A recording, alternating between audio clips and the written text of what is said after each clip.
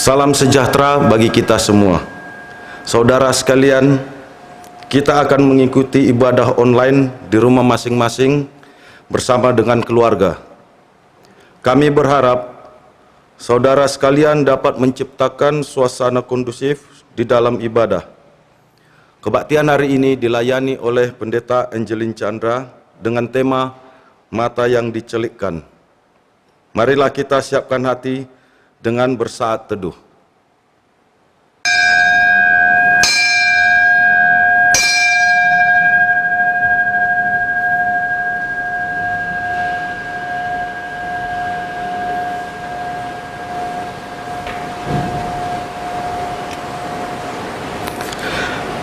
Marilah kita menaikkan pujian bagi Allah, berhimpun semua.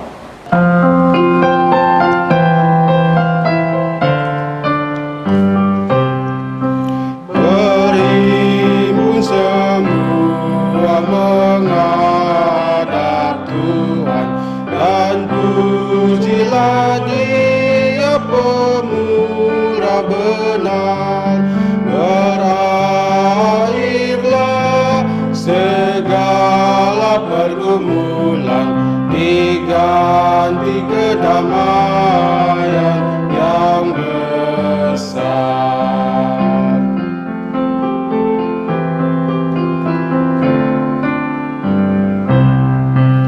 Berdoa dan jaga supaya jangan menggoda merugikan jiwamu di dunia. Tegaklah kemenangan dan dasarnya imanmu yang teguh. Mari kita berdoa. Bapa di dalam sorga, kami bersyukur untuk segala kebaikan-Mu. Kasih setia-Mu tak pernah berkesudahan. Rahmat-Mu selalu baru setiap pagi. Di tengah pandemik COVID-19 yang melanda dunia dan bangsa kami yakin Engkau menyertai kami. Ampunilah kami jika rasa khawatir kami terlalu besar sehingga mengalahkan iman kami dan menggerogoti sukacita kami. Biarlah ibadah yang kami jalani pada hari ini dapat mencelikkan mata kami untuk melihat kehadiran Tuhan di dalam perjalanan iman kami. Kami berdoa di dalam nama Tuhan Yesus. Amin. Saudaraku, marilah kita menyiapkan hati kita untuk mendengarkan firman Tuhan dengan menaikkan pujian, firman-Mu ku pegang selalu.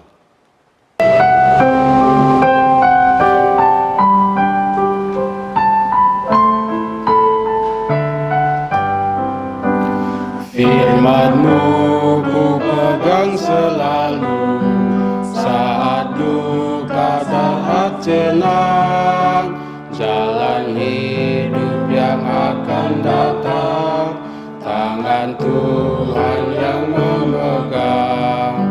Pencobaan menghimpit aku dan menjadi keluhanku. Firman-Mu ku pegang selalu, sayap-Mu tempat berteduh. Firman-Mu Tuhan ku pegang selalu. Hilanglah keraguanku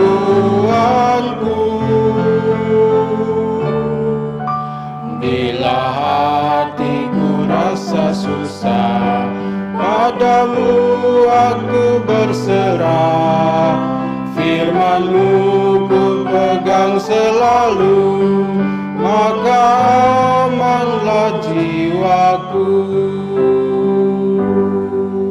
Mari kita berdoa. Ya Bapa, bukalah mata hati kami untuk melihat keagungan-Mu yang besar. Ya Roh Kudus, terangilah mata hati kami untuk dapat melihat sinar Injil-Mu. Di dalam nama Tuhan Yesus kami memohon. Amin. Saudaraku, marilah kita membuka Injil Tuhan kita Yesus Kristus menurut Injil Yohanes pasalnya yang ke-9 ayat 1 sampai dengan 41. Injil Yohanes pasal 9 ayat 1 sampai dengan 41. Dengarkanlah Injil Tuhan Yesus Kristus.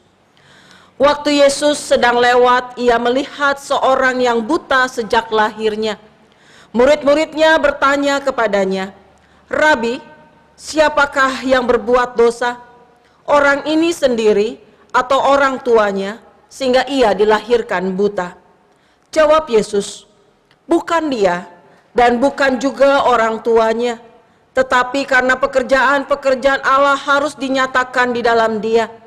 Kita harus mengerjakan pekerjaan Dia yang mengutus aku selama masih siang dan akan datang malam, di mana tidak ada seorang pun yang dapat bekerja. Selama aku di dalam dunia, akulah terang dunia." Setelah ia mengatakan semuanya itu, ia meludah ke tanah dan mengaduk ludahnya itu dengan tanah, lalu mengoleskannya pada mata orang buta tadi dan berkata kepadanya, "Pergilah, basuhlah dirimu dalam kolam Siloam." Siloam artinya yang diutus. Maka pergilah orang itu, ia membasuh dirinya lalu kembali dengan matanya sudah melek. Tetapi tetangga-tetangganya dan mereka yang dahulu mengenalnya sebagai pengemis berkata, "Bukankah dia ini yang selalu mengemis?" Ada yang berkata, "Benar, dialah ini." Ada pula yang berkata, "Bukan, tetapi ia serupa dengan dia." Orang itu sendiri berkata, "Benar, akulah itu." Kata mereka kepadanya, "Bagaimana matamu menjadi melek?" Jawabnya, "Orang yang disebut Yesus itu mengaduk tanah, mengoleskannya pada mataku dan berkata kepadaku, 'Pergilah ke Siloam dan basuhlah dirimu.' Lalu aku pergi, dan setelah aku membasuh diriku, aku dapat melihat."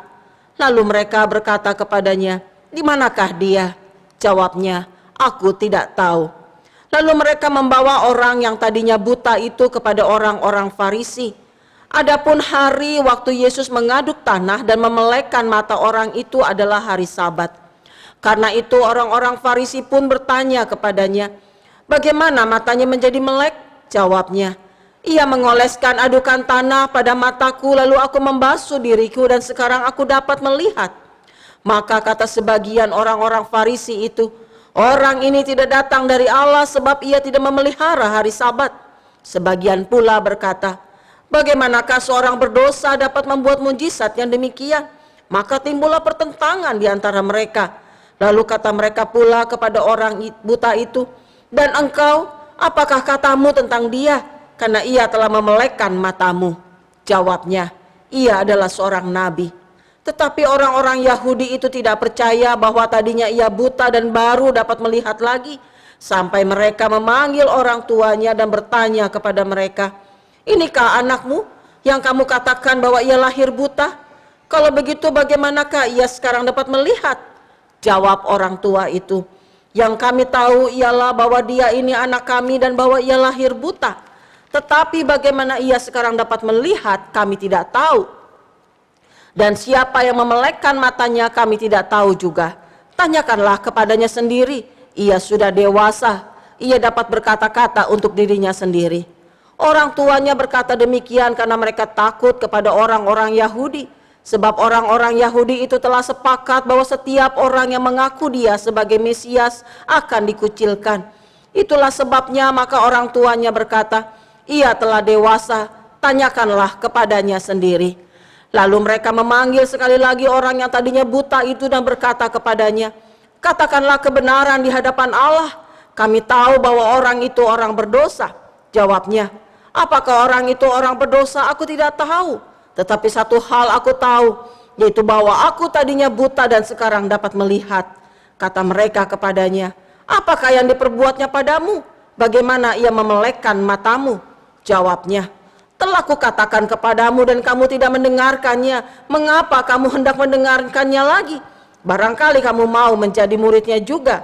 Sambil mengejek mereka berkata kepadanya, "Engkau murid orang itu, tetapi kami murid-murid Musa. Kami tahu bahwa Allah telah berfirman kepada Musa, tetapi tentang dia itu kami tidak tahu dari mana ia datang." Jawab orang itu kepada mereka, "Aneh juga bahwa kamu tidak tahu dari mana ia datang, sedangkan ia telah memelekkan mataku. Kita tahu bahwa Allah tidak mendengarkan orang-orang berdosa, melainkan orang-orang yang saleh dan yang melakukan kehendaknya. Dari dahulu sampai sekarang tidak pernah terdengar bahwa ada orang yang memelekkan mata orang yang lahir buta. Jikalau orang itu tidak datang dari Allah, ia tidak dapat berbuat apa-apa." Jawab mereka, "Engkau ini lahir sama sekali dalam dosa dan engkau hendak mengajar kami." Lalu mereka mengusir dia keluar. Yesus mendengar bahwa ia telah diusir keluar oleh mereka. Kemudian ia bertemu dengan dia dan berkata, "Percayakah engkau kepada Anak Manusia?" Jawabnya, "Siapakah dia, Tuhan, supaya aku percaya kepadanya?" Kata Yesus kepadanya, "Engkau bukan saja melihat dia, tetapi dia yang sedang berkata-kata dengan engkau, dialah itu." Katanya, "Aku percaya, Tuhan." Lalu ia sujud menyembahnya. Kata Yesus, "Aku datang ke dalam dunia untuk menghakimi supaya barang siapa yang tidak melihat dapat melihat, dan supaya barang siapa yang dapat melihat menjadi buta." Kata-kata itu terdengar oleh beberapa orang Farisi yang berada di situ dan mereka berkata kepadanya, "Apakah itu berarti bahwa kami juga buta?" Jawab Yesus kepada mereka, "Sekiranya kamu buta, kamu tidak berdosa. Tetapi karena kamu berkata kami melihat, maka tetaplah dosamu." Demikianlah Injil Yesus Kristus. Berbahagialah setiap kita yang boleh mendengarkan firman Allah dan yang memeliharanya.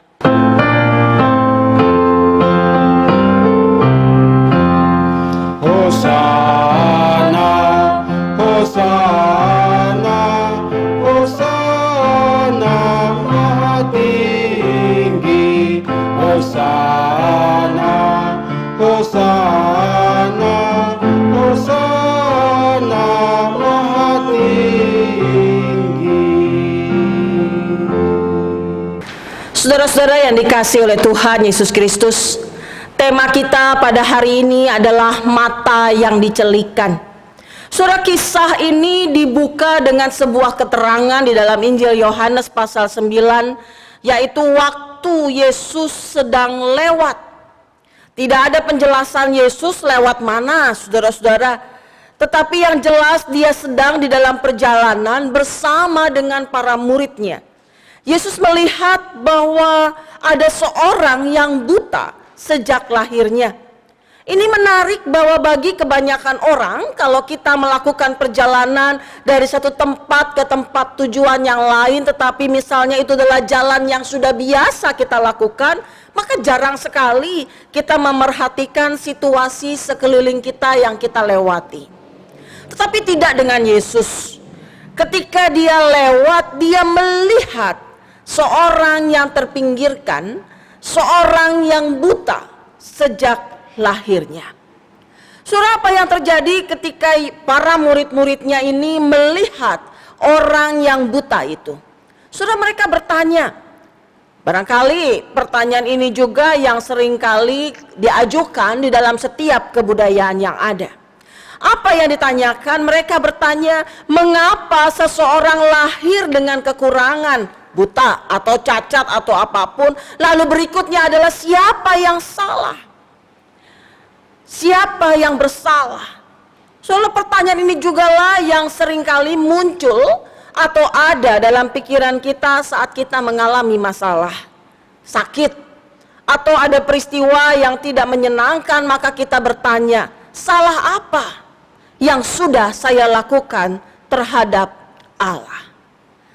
Sakit, musibah seringkali dilihat hukuman dari Allah karena dosa yang tersembunyi yang sudah kita lakukan. Saudara, pikiran yang semacam itu hanya mungkin timbul kalau kita berpikir bahwa Allah itu seperti kita. Anda menyakiti saya, sekarang saya akan membalas menyakiti Anda. Itulah hukum yang kita tahu, mata ganti mata, gigi ganti gigi, nyawa ganti nyawa. Kita sering mengira bahwa kalau orang berhasil, kaya, sukses, mempunyai pekerjaan yang baik, yang sehat, keluarga yang baik, itu semua adalah tanda bahwa mereka diberkati Tuhan. Sementara itu, kegagalan, relasi yang retak, kesehatan yang buruk, musibah yang terjadi, itu adalah tanda bahwa ada sesuatu yang salah atau jelek di dalam kehidupan kita, sebuah sikap yang tidak dibenarkan oleh Allah, dan itu semua adalah hukuman yang Allah berikan. Tetapi kita lihat bagaimana Yesus merespon anggapan bahwa kelahiran yang cacat, sakit, kesulitan hidup itu sebagai hukuman atas dosa. Ketika muridnya bertanya, siapakah yang berbuat dosa, orang ini sendiri atau orang tuanya sehingga ia dilahirkan buta? Yesus menjawab, bukan dia dan bukan juga orang tuanya, tetapi karena pekerjaan-pekerjaan Allah harus dinyatakan di dalam dia. Saudaraku, orang-orang yang mengalami sakit, orang yang berkebutuhan khusus, yang lahir cacat misalnya, atau orang-orang yang mengalami berbagai macam persoalan, di mata Tuhan kita semua ini adalah istimewa dan penting. Orang yang baik kondisinya istimewa dan penting. Orang yang buta dari lahir ini pun juga penting bagi Yesus. Karena penting, dan ini membuat Yesus berhenti dari perjalanannya, dan kemudian dia memperhatikan orang yang buta sejak lahir itu. Hanya sekedar berhenti kemudian melihat? Tidak. Dia menyentuh orang itu. Dia menyembuhkan tidak hanya dengan kata-kata tetapi juga dengan sentuhan. Suara dan sentuhan teramat penting bagi orang yang buta. Sebab dengan cara itulah si buta disapa dan menyapa. Ketika dia menyentuh, maka di sanalah dia menyapa. Dan ketika dia disentuh, itulah juga dia disapa. Sentuhan itu mengibaratkan kehadiran, kedekatan, juga kelembutan. Dan inilah yang dilakukan oleh Yesus. Tidak hanya dengan kata-kata, tetapi juga dengan sentuhan, kelembutan yang juga mencakup sikap hormat. Dan itu terjadi, apa yang kemudian terjadi dalam kehidupan orang buta ini, mujizat terjadi. Orang buta itu dicelikan, mata yang buta itu menjadi melek. Saudaraku, mujizat ini tentu saja menimbulkan keheranan. Para tetangga, orang-orang yang ada di sekitarnya yang mengenal pengemis buta ini mulai bercakap-cakap, bahkan memperbincangkan dia. Bukankah dia yang selalu mengemis? Benar, dia ini. Bukan. Tetapi ia serupa dengan dia. Semua terjadi perdebatan di sana sini. Percakapan yang terjadi ini menggambarkan sebuah keraguan, atau lebih tepatnya ketidakrelaan bahwa orang yang buta itu sekarang bisa melihat. Sehingga kisah selanjutnya, saudara-saudara, bagaimana orang buta ini kemudian diajak pergi menemui sekelompok orang Farisi. Alih-alih bersyukur bahwa ada orang yang buta dan dicelikan matanya, yang ada adalah mereka menyelidiki mujizat itu. Orang-orang Farisi ini tidak puas. Mereka terus mencari celah supaya mujizat itu batal. Mereka mengusut kejadian itu. Mereka mencoba mencari supaya bisa menyalahkan Yesus. Dan memang mereka mendapatkannya. Mujizat itu terjadi pada hari Sabat.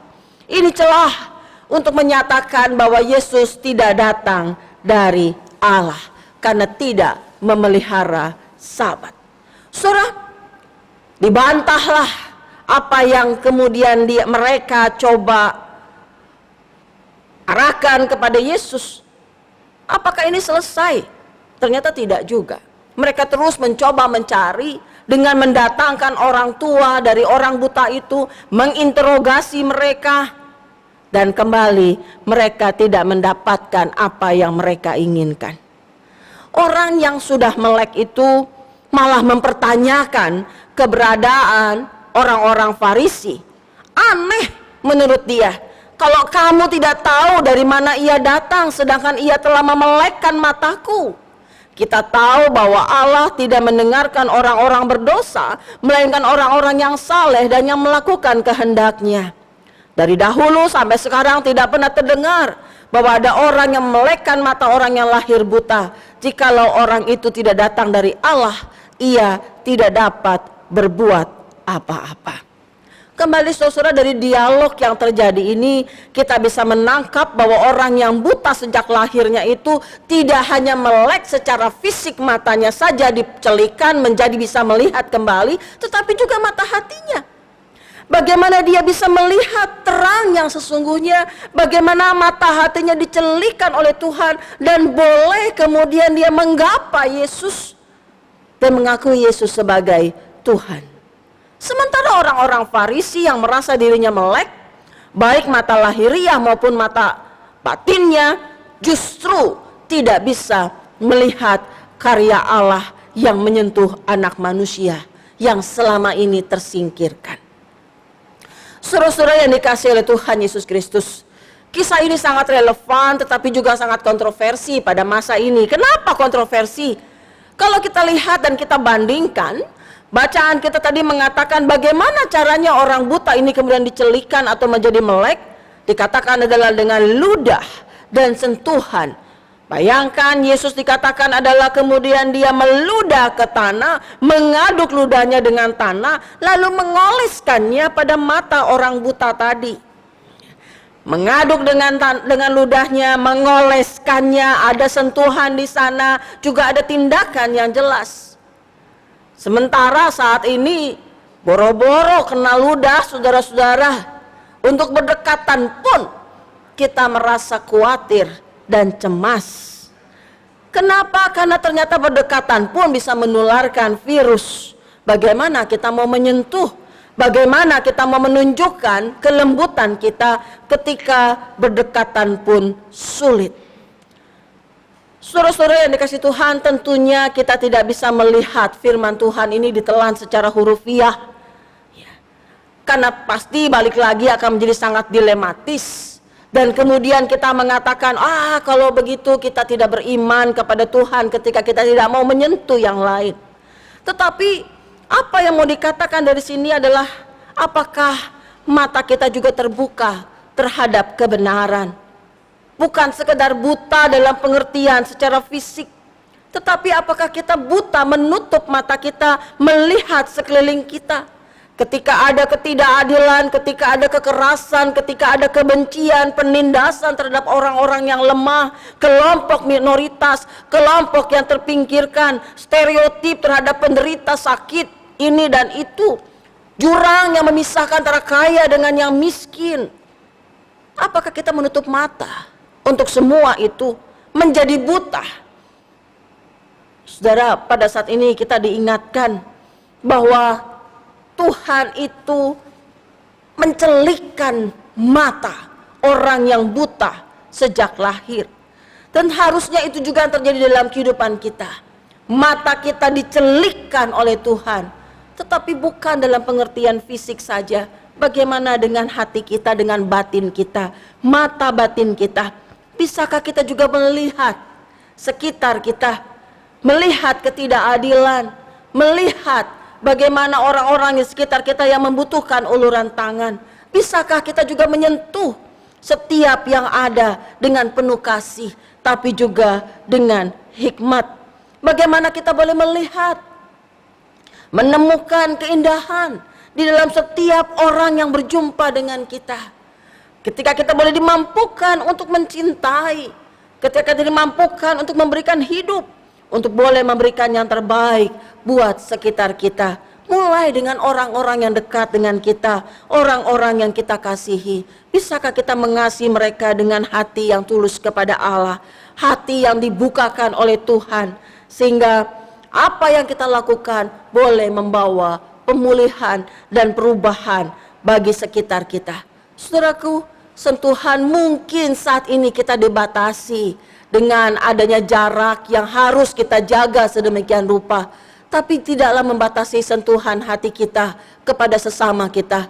Mari kita belajar untuk boleh dibukakan mata kita, dicelikan mata kita, dan tidak menjadi buta atas ketidakadilan dan ketidakbenaran. Tuhan menolong kita, tetaplah sehat buat kita semua, jaga kesehatan, dan mari menjadi orang yang sudah dicelikan matanya oleh Tuhan. Amin. Marilah kita bersama dengan umat Allah di masa lalu, masa kini, dan masa depan, mengingat janji baptisan kita dengan mengikrarkan pengakuan iman rasuli. Aku percaya kepada Allah, Bapa yang Maha Kuasa, Khalik langit dan bumi, dan kepada Yesus Kristus, anaknya yang tunggal Tuhan kita, yang dikandung dari Roh Kudus, lahir dari anak darah Maria, yang menderita sengsara di bawah pemerintahan Pontius Pilatus, disalibkan, mati dan dikuburkan, turun ke dalam kerajaan maut. Pada hari yang ketiga, bangkit pula dari antara orang mati, naik ke sorga, duduk di sebelah kanan Allah, Bapa yang Maha Kuasa. Dan dari sana ia akan datang untuk menghakimi orang yang hidup dan yang mati. Aku percaya kepada Roh Kudus, gereja yang kudus dan am, persekutuan orang kudus, pengampunan dosa, kebangkitan orang mati, dan hidup yang kekal. Amin. Saudara yang terkasih, mari kita masuk di dalam doa syafaat. Mari kita berdoa. Di dalam syafaat kami ya Bapa, kami teringat untuk bangsa dan negara kami ketika pandemi COVID-19 hadir di tengah-tengah bangsa kami. Bantulah pemerintah kami ya Bapa, agar mereka dapat menangani masalah ini. Dan kami juga berdoa bagi saudara kami yang terdampak virus ini, biarlah Tuhan juga boleh membantu mereka, memulihkan mereka, sehingga mereka mendapatkan kesembuhan. Kami juga berdoa Tuhan bagi para medis yang menangani pasien-pasien yang terdampak COVID-19, biarlah Tuhan juga yang memberikan kesehatan, kekuatan, dan hikmat yang daripada Tuhan. Kami juga berduka ya Bapak, untuk saudara kami yang telah meninggalkan kami karena terdampak virus COVID-19 ini. Biarlah Tuhan juga yang boleh menolong keluarga yang ditinggalkan, hiburkanlah mereka di tengah-tengah kedukaan yang mereka hadapi. Bapa dalam surga, kami juga berdoa untuk gereja Tuhan dimanapun Tuhan tempatkan kami. Biarlah kami juga boleh saling mendoakan satu dengan yang lain. Biarlah di tengah-tengah pergumulan besar yang kami hadapi, kami boleh semakin dekat dengan Tuhan. Kami juga boleh semakin dekat dengan keluarga kami di rumah kami masing-masing. Saat ini Bapak, kami juga teringat untuk saudara kami yang sedang sakit. Kami berdoa untuk Ibu Sinta Sutardi, Ibu Mariati Chandra, Bapak Johan Hartono, Saudari Areta, Bapak Yahya Wangsa Saputra, Ibu Teli Kurniawan, Bapak Yevons, Ibu Anita, Bapak Cendana Wiraya, Ibu Oni Nugraha, Oma Linda Tandayu, Bapak Heri Setiawan, Bapak Karel Katu Siktimu, Ibu Isnarti Hananto, dan Ibu K. Sidauruk.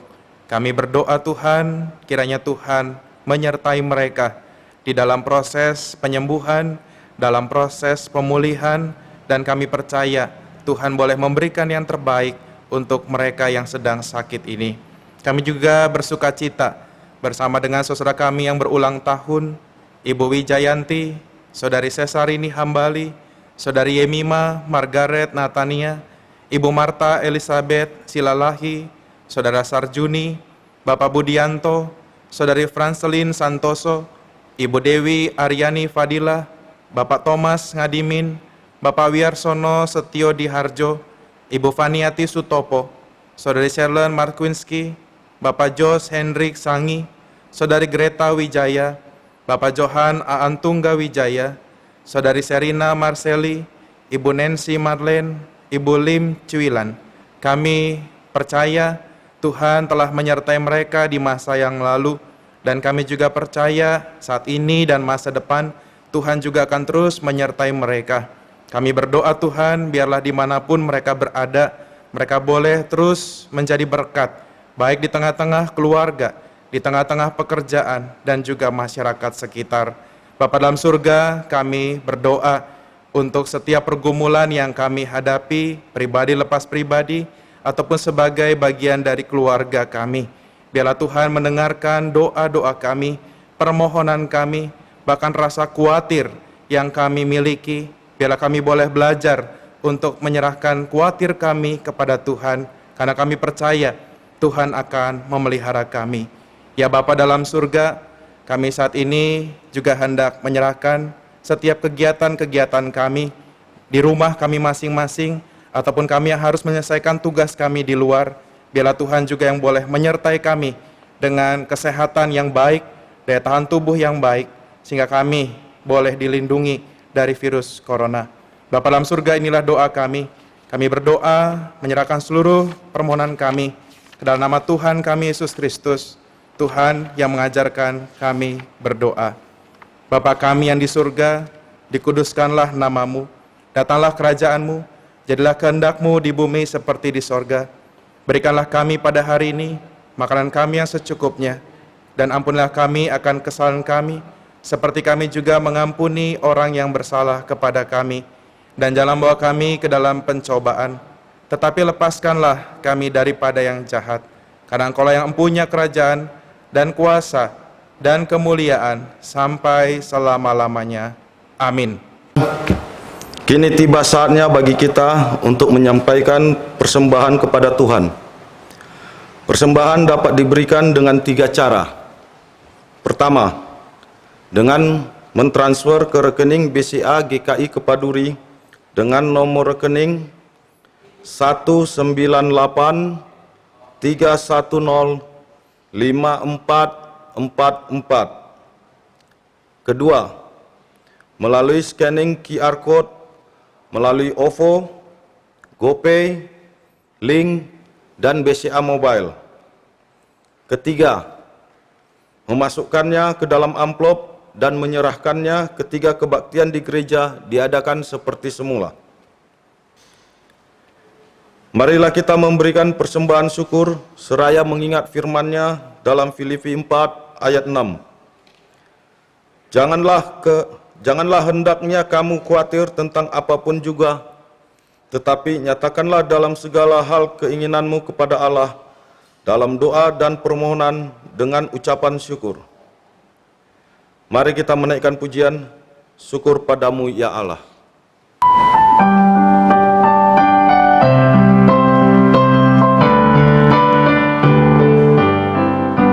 Syukur padamu ya Allah atas segala rahmat-Mu. Syukur atas kecukupan dari kasih-Mu penuh. Syukur atas pekerjaan walau tubuh pun lemah. Syukur atas kasih sayang-Nya di sanak dan teman.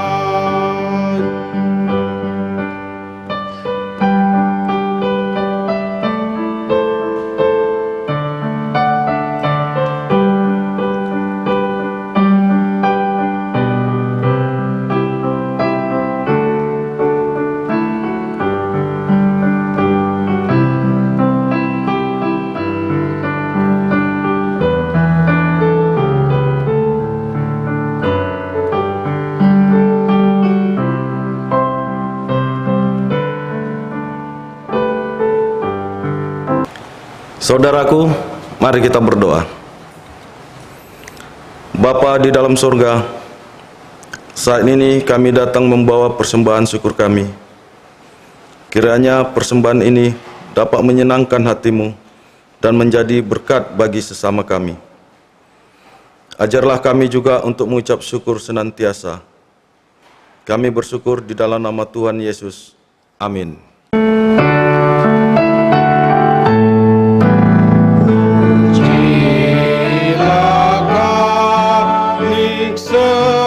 Semesta sumber segala kurnia, surga dan bumi puji terus Sang Bapa, Putra, Roh Kudus.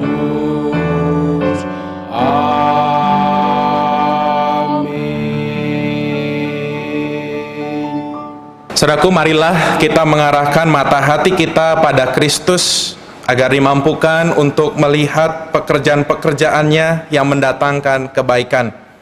Tetaplah berpegang pada kasih-Nya yang ajaib, supaya kita dimampukan untuk mengerti kehendak-Nya.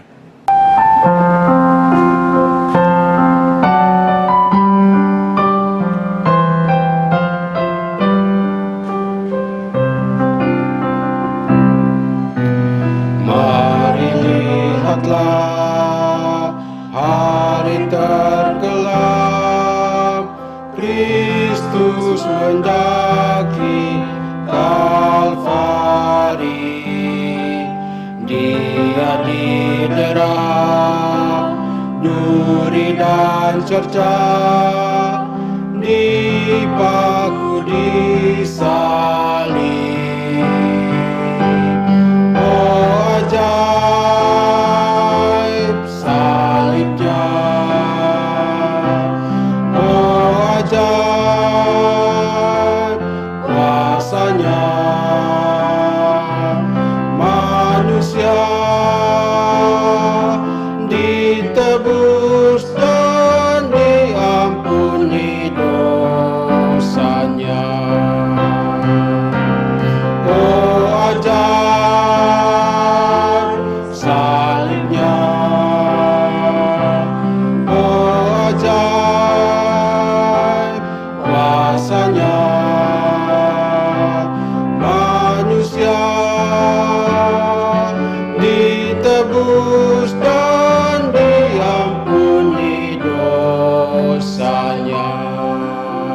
Saudaraku, arahkanlah hatimu kepada Tuhan dan terimalah berkat Tuhan. Kiranya segala karya dan pekerjaan Allah Bapa melalui anaknya Tuhan Yesus Kristus dan di dalam persekutuan Roh Kudus terjadi atas hidupmu, mengiringi di sepanjang ziarahmu, dan meneguhkan iman percayamu dari sekarang sampai selama-lamanya. Hosana. Saudara sekalian, ibadah kita selesai, meskipun kita melakukannya di rumah masing-masing, tapi janganlah sukacita itu hilang di antara kita. Biarlah kita boleh melanjutkan ibadah kita di dalam keseharian kita. Tetaplah jaga kesehatan, selamat hari Minggu, dan Tuhan memberkati kita semua.